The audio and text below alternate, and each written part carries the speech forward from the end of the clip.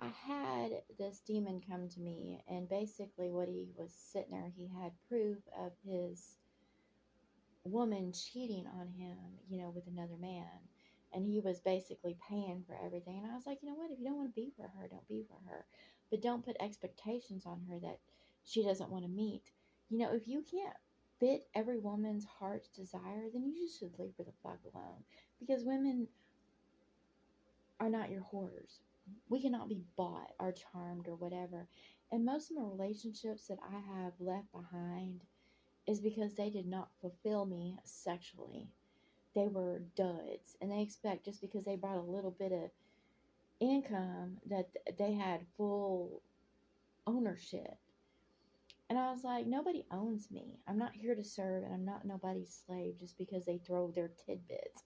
And for men to say that they're faithful to their women is a bunch of bull fucking shit, because they're not faithful in mind, they're not faithful in heart, they're not faithful in spirit.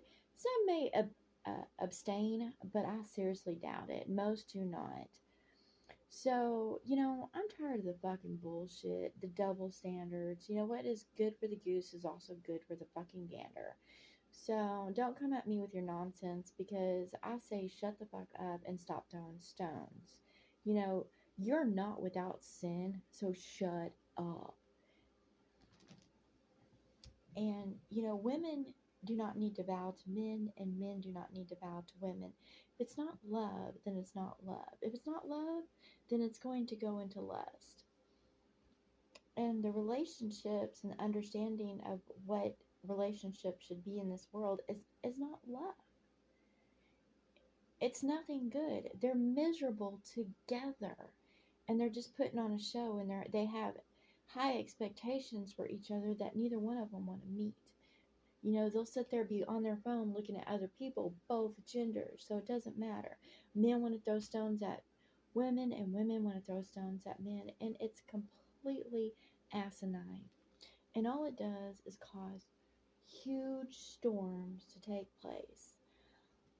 No, if a man doesn't satisfy me in every way, then what is the point in chaining myself to that man? And I'm not going to be with a man who isn't going to be for me in all ways. So what's the point in chaining yourself down? If he's not going to be for me in mind, body, heart, spirit, and be with me in soul, then why the hell would I vow to him or even want to be with him? So I can get a little bit of his income? Big fucking deal. That's what this world teaches, is both men and women, as long as they're providing something, that person's your slave, and you own them basically, because you pay their shit.